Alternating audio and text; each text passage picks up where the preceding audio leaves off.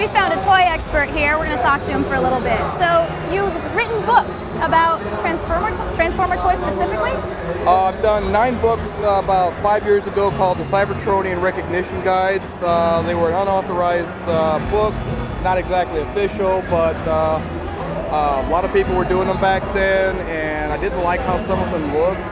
Some were, kind of a little off, so I thought, give it a chance. I was working for the publisher doing Ninja High School for Ben Dunn, and I thought I'd pitch it, and they liked the idea. I had all the toys, so I just started taking pictures of them, set up formats, got some artists to do up some covers for them and stuff. Wow. And the first one sold well, second one sold better, kept going until Hasbro decided that everybody should stop doing it.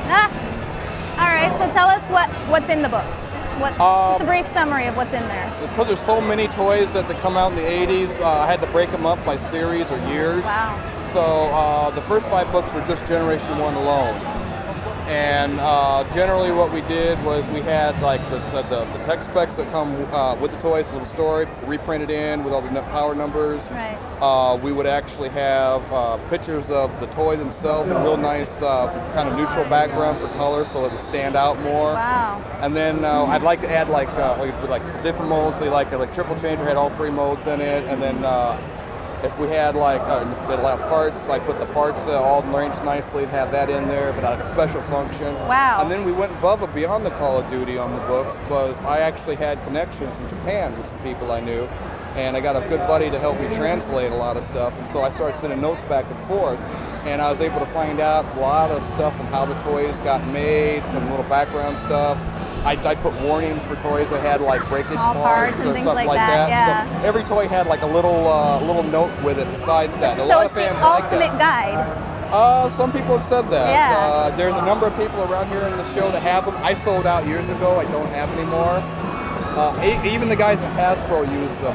Wow. So I'm actually working on trying to get the official guide done for them. So that's kind of one of my next big projects. So there's your books can't be found anywhere. Oh, there's a few here. There are. There are a few here around, but I ran out. So. Yeah. So outside of the convention, if somebody wanted to go buy that book, would they be able to buy it? Would they be able to find it? eBay is a good place. Okay. Amazon dried up a couple years ago. Right. It's a really nice book. Like I said, there's a lot of nice books. The Japanese ones are really nice, but unless you read Japanese, they're not really much use for Right, it. right. And the stuff I did only went up through halfway through Beast Wars. Okay. So that was like 96. So anything beyond that, I never got a chance to do. I've been getting these toys every year since 1985. Right. And variations of the toys, some of them have different little themes to them.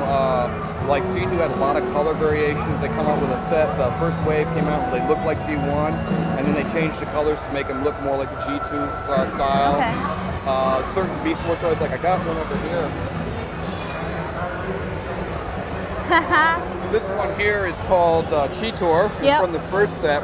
They did all the toys later in a round blister. But the first set of these that come out, the first wave, had this kind of rocky blister and stuff. So a lot of collectors are really looking for a piece like this. They only did 3 deluxes and about 4 basics of the toys. And it's the only way you can get the blue eyes version of it, unless you get it loose. They also did a red eye version and a green eye version, so because the show the character had green eyes. Right. So they kept doing little minor changes throughout the molds and stuff. All right, all right. So do you have like a website or a way people can contact you if they have questions? I usually go through TFW2005.com. Okay. It's like one of the major news sources for Transformers. You can get on the net, new stuff about movies, old stuff. They got a really good resource page, which I contribute to. Okay. Actually, most of the pictures that are in my book are on that resource page. Okay. So if you want to look at older pictures of parts and stuff like that, just go to TFW2005.com. Okay, say it one more time real clear. TFW2005.com. All right. And you just hit the resource bar and it'll take you right to all the pictures. Any series you want, all categorized in good shape. Awesome, awesome. So what do you think about the new Transformers toys? Well, over the years, they've had to change aesthetics for the toys to kind of make them interesting and keep people keep kids really, because they're for the kids. Right, and today's audiences are a little more particular. A little more sophisticated. The days of the old toys, the animation couldn't match the toys because the technology really wasn't there, but they were good. Yeah. The story was really good on them. As they came up with Beast Wars, because Generation 2 was okay, but the kids weren't really buying it, because what was popular at the time was like Jurassic Park, Batman and stuff. So when Hasbro got Kenner, they took Transformers to the Kenner people and said, let's see what you can do with it. So these guys basically made Beast Wars. And they hooked up with Mainframe, and Mainframe made a really good story, and it just took off. So ever since then, they've kept reinventing. Armada, Energon, and Cybertron were all done up in conjunction with the Kara in Japan. So you had a good group there working together with Hasbro helping design and stuff, and so it was all uniform and stuff. And then the movie come out. A lot of people at first didn't like them because they were just way complex for what they were used to. But then a lot of people didn't like Beast Wars when it came out, and it now is considered the next favorite next to Generation 1. Yeah, see, when it first came out, I didn't like it either, but it grew later on, it grew on me. And then the movie stuff is pretty good. There's still a few. Myself personally, I'm not a big fan of the Starscream, but there's been a lot of really good ones designed. Like I can't wait to see the new Sideswipe. That looks really good. Yeah. Animated the same way. A lot of people when they first saw it hated it, but once again, it's made for the kids. Right. But it's the kids that actually that didn't really like animated, and it's the adults who love it because the cartoon had a lot of good writing that was on the level with the old Beast Wars series. Because the guys who were doing it were fans, and they were adding little homages from different themes. You had that Black Arachne from Beast Wars. You had a lot of G1 stuff in there.